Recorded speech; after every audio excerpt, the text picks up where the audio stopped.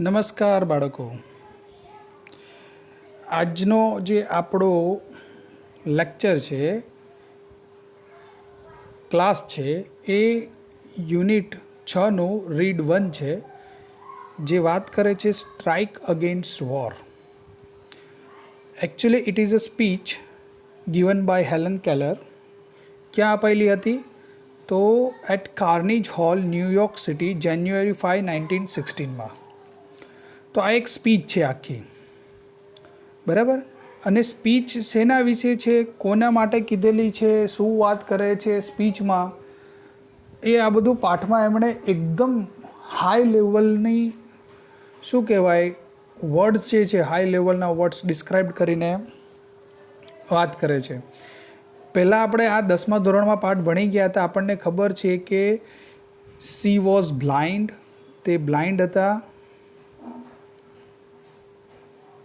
અને ડેફ પણ હતા, બહેરા પણ હતા. તો એ આંધળા અને બહેરા હોવા છતાં પણ she was able to speak and speak not like a simple, કોઈક સિમ્પલ લેંગ્વેજ કે એમાં વાત નહીં કરતા હતા. Not like an simple way. He can express ideas.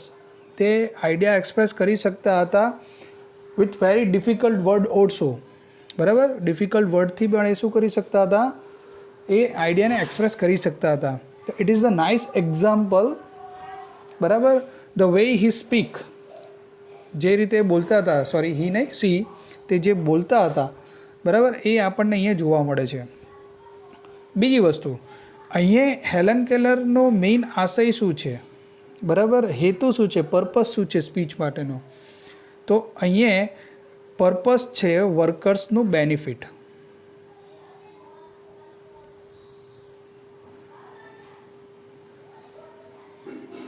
બરાબર, વર્કર્સના બેનિફિટના અનુસંધાનમાં વાત કરે છે. વર્કર્સ એટલે કામદારો, જે ફેક્ટરીમાં કામ કરતા હોય, મિલમાં કામ કરતા હોય, અંડર વેમાં, એટલે કે આપણે જે મેટ્રો સિટી જેમ કાઢીએ છીએ એમ જગ્યા બનાવવામાં જે વર્કર્સનો ઉપયોગ થાય છે, એ વર્કર્સના અનુસંધાનમાં એ વાત કરે છે.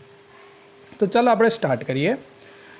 Two begin with, I have words to say to my good friends, the editors, the others who are moved to pity me. તો here she is addressing to people. એ લોકોને એડ્રેસ કરે છે ટુ ધ પીપલ, જે કોણ છે? Editors, પત્રકારો છે. Good friends, એમના સારા મિત્રો, એટલે કે જે એમના ફેવરમાં છે એવા લોકો. અને બીજા કેવા છે? અધર્સ, બીજા બધા કે who are move to pity me, જેઓ તેમની દયા ખાઈને અહીંયા આવ્યા છે. તો it may be the people, બરાબર, આ એવા લોકો હશે કે જેમના વિરુદ્ધ તે વાત કરવા ઈચ્છે છે, બરાબર. તો આ લોકોને સંબોધન કરે છે. પછી એમાં કહે છે સમ પીપલ આર ગ્રીવડ, કેટલાક લોકો દુઃખી છે. ગ્રીવ એટલે દુઃખી હોવું. બિકોઝ દે આર ઇમેજિન, તેવું એવું વિચારે છે કે I am in the hand of unprincipled person, કે હું કોઈક હેન્ડ ઓફ અનપ્રિન્સિપલ પર્સન એટલે કોઈક અનૈતિક આચરણ ધરાવતા વ્યક્તિઓના હાથમાં હોવી. એટલે કે તેઓ કંઈક અનૈતિક આચરણ ધરાવતા વ્યક્તિઓના હાથમાં છે, કે જેઓ તેમને સમજાવે છે. પરસ્યુડ કરવું, હુ પરસ્યુડ મી, કે તેમને સમજાવે છે. ટુ અડોપ્ટ અનપોપ્યુલર કોઝિસ, કે શું એડોપ્ટ કરે? અનપોપ્યુલર કોઝિસના વિશે વાત કરે, એટલે કે જે પ્રચલિત નથી ને તેવા ટોપિક વિશે વાત કરે. And make me the mouthpiece of their propaganda, અને શું કરે? તેમને વક્તા બનાવવા ઈચ્છે છે. માઉથ પીસ એટલે વક્તા, એના વિશે વાત કરવાવાળો, બરાબર. ઓફ ધેર પ્રોપોગેન્ડા, એટલે કે તેમની રચનાના, તેમની વાતોના, તેમના પ્રમોશન માટે શું કરે? ભાષણ આપે. કોના પ્રમોશન માટેની? તો અહીંયા જે વ્યક્તિની વાત કરવા માંગે છે એ વ્યક્તિનો હજી ઉલ્લેખ નથી થયો, કે કોના અનપોપ્યુલર કોઝિસ એટલે જે વધારે પ્રચલિત નથી તેવી બાબતો વિશે વાત કરે, અને તેમના વતીનો વક્તા બને. તેમના વતી એટલે કોના વતીનો? જેના વિરુદ્ધે વાત કરવા માગે છે, અને તેમના માટેનું પ્રમોશન કરે. આવું અહીંયા આપણને જાણવા મળે છે. એટલે કેટલાક વર્કર્સ લોકો દુઃખી છે. કેટલાક લોકો દુઃખી છે કેમ? કારણ કે એ લોકોને એવું લાગે છે કે હેલન કેલર એ તે લોકોના સાથે મળી ગઈ છે, બરાબર, તેમના હાથમાં આવી ગઈ છે અને તેઓ હેલન કેલરને સમજાવે છે કે તેમણે અનપોપ્યુલર કોઝિસ વિશે વાત કરવાની છે, પ્રચલિત નથી તેવા ટોપિક વિશે વાત કરવાની છે અને તેમનું માઉથપીસ બનીને તેમનું પ્રમોશન કરવાનું છે અને તેમનો વક્તા બનીને તેમની જે વાતો છે, જે બાબતો છે એને પ્રમોટ કરવાની છે. તો આવું લોકો વિચારે છે, હેલન કેલર નથી વિચારતી. પણ પછી કહે છે નાવ let it be understood once, હું તમને બધાને એકવાર સમજાવવા માગું છું, એન્ડ ફોર ઓલ ધેટ, અને એના માટે I do not want their pity. પહેલાં તો કહી દે છે કે મારે એમની દયાની જરૂર નથી. I would not change place with one of them, મારે તેમની સાથે કોઈ સ્થાન બદલવાની પણ જરૂર નથી. એટલે શું કહેવા માગે છે? સ્થાન બદલવાની જરૂર નથી. એટલે I don't want any one to translate my language or translate me, કે એને ટ્રાન્સલેટ કરી આપે એમની લેંગ્વેજમાં, કે મને કહી દે. તો મારે કોઈ ટ્રાન્સલેટરની જરૂર નથી, બરાબર, મારે કોઈ વ્યક્તિની જરૂર નથી ને મારે કોઈની સાથે મારા મંતવ્યો કહેવાના પણ નથી. I know what I am talking about, મને ખબર છે કે હું શેના વિશે વાત કરું છું. એટલે શું કહેવા માગે છે? She was quite aware about what she was speaking and my source of information are as good and reliable as anybody's else. અને એમનો જે સોર્સ ઓફ ઇન્ફોર્મેશન છે ઇટ ઇઝ રિલાયેબલ, એ ભરોસાપાત્ર છે જેવો બીજાનો છે. કેવી રીતે કહી શકે? તો એ કહે છે આઈ હેવ પેપર્સ, મારી પાસે પેપર્સ છે, and magazines from England, France, Germany and Austria that I can read my self. એમની પાસે આ બધાના અલગ અલગ પેપર છે અને તે તેમની જાતે વાંચી શકે છે. Not all the editors I have met can do that, હું જેટલા પણ પત્રકારોને મળીને તે લોકોએ આવું કંઈ કામ કરી બતાવ્યું નથી. Quite number of them have to take there French and German second hand, આમાંથી થોડાક લોકો પાસે, પત્રકારો પાસે જર્મન અને ફ્રેન્ચ ન્યૂઝપેપર છે. No, I will not depreciate the editors, કે હું ડેપ્રિસિએટ નથી કરવા માગતી. ડેપ્રિસિએટ એટલે એપ્રિસિએટનું વિરુદ્ધાર્થી. હું એમને શું કહેવા માગી, નિંદા કરવા માગતી નથી. પણ શું કહેવા માગે છે? They are an overworked and misunderstood class. તે કેવો ક્લાસ છે? એડિટર્સને, અહીંયા ધ્યેય એટલે એડિટર્સ માટે વપરાયેલું છે. અને એડિટર્સ કેવા છે? તો ઓવરવર્કડ છે, વધારે પડતા કામ કરવાવાળા, અને મિસઅન્ડરસ્ટુડ ક્લાસ એટલે મારે તેમને કંઈ કહેવા જેવું જ નથી, કારણ કે ગેરમાર્ગે દોરાઈ ગયા છે ને, કે વધારે પડતું જ કામ કરે છે.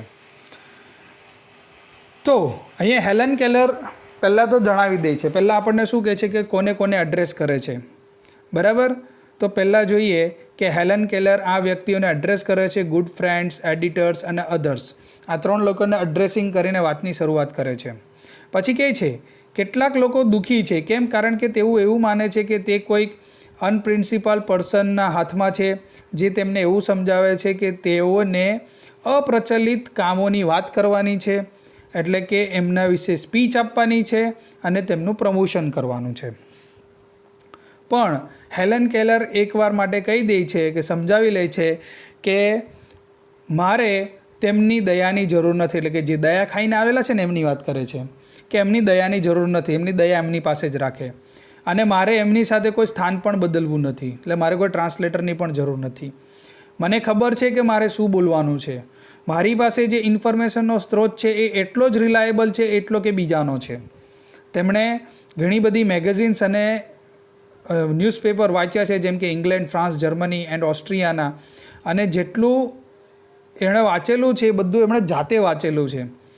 And not all the editors, અને જેટલા બી પત્રકારો છે આવું કોઈએ કામ નથી કર્યું. Quite number of them have to take there French and German second hand newspaper, એમની પાસે આમાંના છે. પણ એમની આ કહેવાથી મતલબથી એવું નથી કે એમને ડેપ્રિસિએટ કરે છે, એમની નિંદા નથી કરતી. કેમ? કારણ કે ખબર છે કે તે કેવો ક્લાસ કન્સિડર કરે છે, એમને ઓવરવર્કડ એન્ડ મિસઅન્ડરસ્ટુડ ક્લાસ તરીકે સમજે છે. અને કેટલાક લોકોના મનમાં એવું હશે કે આંધળી બેરી શું કરવાની, તો એટલા માટે એને રિમાઇન્ડ કરાવે છે કે લેટ ધેમ રિમેમ્બર, હું એને યાદ કરાવી દઉં though that if I cannot see the fire at the end of their cigarettes, neither can they thread a needle in the dark. તો આ વાતનો પુરાવા માટે આ સ્ટેટમેન્ટ બોલે છે. કયું સ્ટેટમેન્ટ છે? જો હું તે ધૂમ્રપાન કરતી સિગરેટ જે છે એના છેડાની આગ ન જોઈ શકતી હોઉં તો એ લોકો પણ અંધારામાં સોયમાં ધાગો પરવી શકતા નથી. એટલે કહેવાનો અર્થ શું છે કે મારામાં બી કંઈ ડેફિશિયન્સી છે તો એનો અર્થ એવું નથી કે હું મને અંધારામાં જો સોયનો ધાગો પુરાવ તો મને ના ખબર પડે. એ સોયમાં ધાગો પૂરવી શકે છે. એટલે કે ના, સી કેન અન્ડરસ્ટેન્ડ, આ બધી વસ્તુને સમજી શકે છે. બરાબર? એટલે આ સ્ટેટમેન્ટ બોલે છે. જો તમને મને આગ નથી દેખાતી સ્વાભાવિક, બરાબર, તો તમે પણ અંધારામાં કંઈ નીડલમાં શું નથી, દોરો પૂરવી શકતા નથી. એટલે મારી પાસે જે ઇન્ફોર્મેશનનો સ્ત્રોત છે ને એ એકદમ રિલાયેબલ છે. પછી કહે છે ઓલ આઈ આસ્ક, હું ફક્ત એટલું જ કહેવા માગું છું જેન્ટલમેન ઇઝ, એ એટલું જ છે ફેર ફિલ્ડ, એકદમ સ્પષ્ટ ફિલ્ડ જોઈએ, ચોખ્ખી ફિલ્ડ જોઈએ, એમાં કોઈની પાર્શિયાલિટી ના જોઈએ. નો ફેવર જોઈએ ને, પાર્શિયાલિટી, કોઈ પક્ષપાત જોઈતો નથી. I have entered the fight against the preparedness and against the economy system under which we live. તો અહીંયા એની વાતનો સબ્જેક્ટ જાહેર કરે છે. શું સબ્જેક્ટ છે? So she want to talk about the preparedness of the, જે preparedness છે of country for war, યુદ્ધ માટેની, જે યુદ્ધ માટેની એ લોકો તૈયારી બતાવે છે એ પ્રિપેર્ડનેસ. અને બીજું કંઈ શેના વિશે વાત કરે છે? ઇકોનોમી સિસ્ટમ, જે એમની ઇકોનોમી સિસ્ટમ છે, બરાબર છે, એના વિરુદ્ધમાં એ કહેવા માગે છે. તો પહેલા પેરેગ્રાફમાં આપણને જાહેર કરી દીધું એણે કોના કોના વિરુદ્ધ બોલવા માગે છે. તો એમની જે યુદ્ધ અગેન્સ્ટની પ્રિપેર્ડનેસ છે એ, અને બીજું ઇકોનોમી સિસ્ટમમાં એ જે લોકો જીવી રહ્યા છે, એ જે ઇકોનોમી સિસ્ટમ એ લોકોએ બનાવી દીધી છે એ સિસ્ટમના વિરુદ્ધ કહેવા માગે છે. પછી કહે છે, શું કહે છે? It is to be fight to finish. આ એવું યુદ્ધ છે જે પૂરું જ કરવાનું છે. And I ask no quarter, અને મારે કોઈ પીછેહટ કરવી નથી. એટલે આ એવા ટાસ્ક છે જેને કમ્પ્લીટ કરવાના છે, ફિનિશ કરી દેવાનો છે, બંધ કરી દેવાનો છે, પૂર્ણ કરી દેવાનું છે. અને એમાં કોઈ પણ ક્વાર્ટર હું ઈચ્છતી નથી. ક્વાર્ટર એટલે બેક કરવાનું ઈચ્છતા નથી, પાછળ જવાનું ઈચ્છતા નથી, એ બેક થવા માગતા નથી. એટલે કે એને પૂરું જ કરવાનું છે. પછી કહે છે all the machinery of the system has been set in motion. બધી મશીનરી પ્રવાહિત કરી દેવામાં આવી છે. Above the complaint and dean of the protest from the workers in the is hard the voice of authority. શું કહે છે કે complaints છે અને ડીન ઓફ ધ પ્રોટેસ્ટ, અને જે વિરોધનો ઘોંઘાટ થાય છે ફ્રોમ ધ વર્કર્સ, જે વર્કર્સ તરફથી કરવામાં આવ્યો છે એના ઉપર અબો, તો શું છે? Hard the voice of authority. શું સંભળાય છે? વોઇસ ઓફ ઓથોરિટી સંભળાય છે. એટલે કે વોઇસ ઓફ ઓથોરિટી એટલે શું? ઓથોરિટી એટલે જે સત્તામાં છે એ, એટલે કે ગવર્મેન્ટ, બરાબર, પોલિટિશિયન. તો આ પોલિટિશિયનનો જે અવાજ છે એ હર્ડ થાય છે above the complaints of workers. જે પ્રોટેસ્ટ છે ને કમ્પ્લેન્ટ્સ છે વર્કર્સની, એમના ઉપર તો આ વોઇસ ઓફ ઓથોરિટીનો અવાજ સંભળાય છે. તો હવે પછી જે આપણને વાત કરે છે હેલન કેલર, ફ્રેન્ડ્સ કરીને જે શરૂઆત કરે છે, તો it is not that Helen is speaking about, it is something that is said by voice of authority. આ કંઈક એ વસ્તુ છે કે જે વોઇસ ઓફ ઓથોરિટી કહે છે, પોલિટિશિયન્સ કહે છે. તો શું કહે છે પોલિટિશિયન્સ? ફ્રેન્ડ્સ, ઇટ સેઝ, તેવું કહે છે, fellow workmen, patriots, your country is in danger. એટલે કે દેશભક્તો, વર્કમેન, તમારો દેશ આજે ખતરામાં છે. પહેલાં તો આવું કહે છે. અને પછી કહે છે there are foes on the sides of us, all sides of us. આખા જ બધી જ સાઇડ્સ પર ફોઝ છે. ફોઝ એટલે એનિમી. એનિમીને શું કહે? ફોઝ. આપણી ચારે બાજુ એમ કે દુશ્મનો જ છે. there is nothing between us and our enemies except Pacific Ocean and Atlantic Ocean. કે આપણા દુશ્મનો અને આપણા વચ્ચે માત્ર કંઈ જ નથી, શું છે? દરિયો જ છે. કયો દરિયો? પેસિફિક ઓશન અને એટલાન્ટિક ઓશન. એટલે કે હવે સામે જ છે, એમ કે આપણા નજીક જ આવી ગયા છે. Look at what has happen to Belgium. જો આ બાજુ જો બેલ્જિયમની શું હાલત થઈ. Consider the fate of Serbia. સર્બિયાનું નસીબ તો જુઓ, કન્સિડર તો કરો નસીબનું. Will you murmur about low wages when your country your very liberties are in danger. તમે ત્યારે ઓછા વેતન મળવાની ફરિયાદ કરતા રહેશો કે જ્યારે તમારો દેશ ખતરામાં છે, ચારો તરફ દુશ્મનોથી ઘેરાઈ ગયો છે, તમારી સ્વતંત્રતા હવે છીનવાઈ જવાની છે, તમે આવા ઓછા વળતર મળવાની વાતો કરો છો. What are the miseries you endure compare to the humiliation of having victorious German army sell up to the East River. તો what are the miseries you endure. તમે જે મિઝરીઝ, તમે જે એન્ડ્યોર કરશો, સહન કરશો, એનું કોઈ કમ્પેરિઝન થશે ખરી? જે અપમાન તમને મળશે હેવિંગ વિક્ટોરિયસ જર્મન, એ જર્મન તરફથી જે વિક્ટોરિયસ હશે, જે cell up the East river, જે કઈ તરફથી તરતો તરતો આવે છે, કે ઈસ્ટ રિવરની નદી પરથી તરતો તરતો આપણા અહીંયા આવે છે વિક્ટોરિયસ જર્મન, વિજેતા જર્મન, અને આપણને હરાવી દેશે. અને જે અપમાન આપણને મળશે એના સાથે તમારી દુઃખોની કોઈ કમ્પેરિઝન થાય ખરી? જે અપમાન એ લોકો આપણને આપશે. એટલે શું કહેવા માગે છે કે તમારું જે અત્યારે દુઃખ છે, જે ઓછું વેતન આપવાથી મળે છે, એ દુઃખનું જે સરખામણી છે એ અપમાન સાથે તમે જોડી શકશો ખરી? જે અપમાન તમને કોણ આપશે? જર્મની. આવો પ્રશ્ન કરે છે. પછી કહે છે ક્વિટ યોર ગ્રમ્બલિંગ. તમારી ફરિયાદ કરવાને છોડી દો. Get busy. વ્યસ્ત થઈ જાઓ. Prepare to defend your fire sides and your flag. શું કહે છે? હવે તમે ડિફેન્ડ કરવા માટે તૈયાર થઈ જાઓ. કોને કોને ડિફેન્ડ કરવા તૈયાર થઈ જાઓ? યોર ફાયર સાઇડ, તમારી ફાયર સાઇડ્સને, તમારા ફ્લેગને. Get in army, get an navy. આર્મીમાં જોડાઈ જાઓ, નેવીમાં જોડાઈ જાઓ. Be ready to meet invaders. આક્રમણકર્તાઓના મળવા માટે તૈયાર થઈ જાઓ. લાઈક ધ લોયલ હાર્ટેડ, વફાદાર સૈનિકની જેમ. Free man you are. તમે એક સ્વતંત્ર સેનાની છો, એ રીતે યુદ્ધ લડવા માટે તૈયાર થઈ જાઓ. દુશ્મનોને મળવા માટે તૈયાર થઈ જાઓ.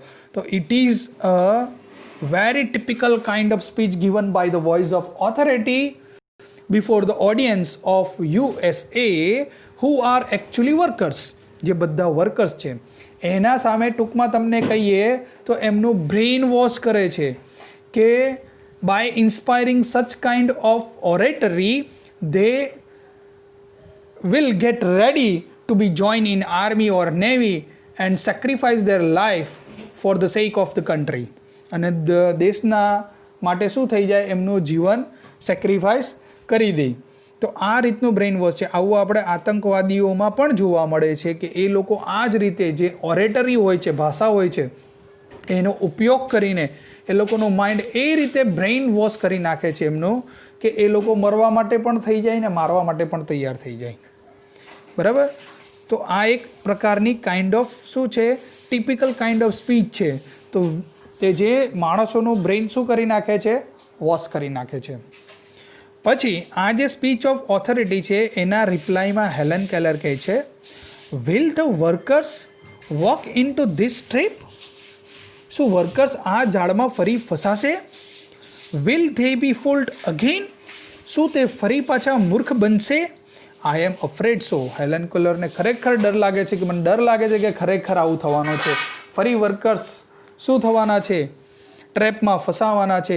ફરી વર્કર્સ મૂર્ખ બનવાના છે.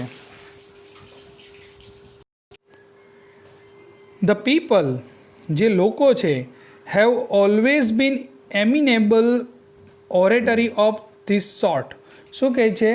લોકો તો હંમેશા શું થાય છે? એમિનેબલ થઈ જાય છે. એમિનેબલ થાય એટલે એટ્રેક્ટ થઈ જાય છે this kind of oratory.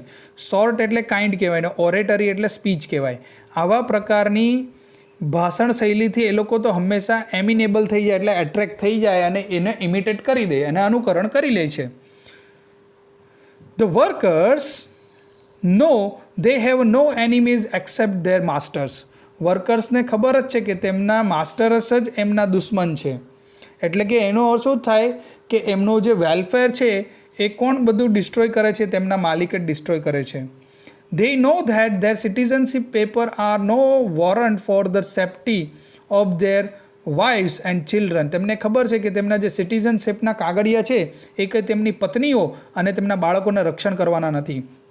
They know that honest sweat, persistent toil and years of struggle bring them nothing worth fighting for.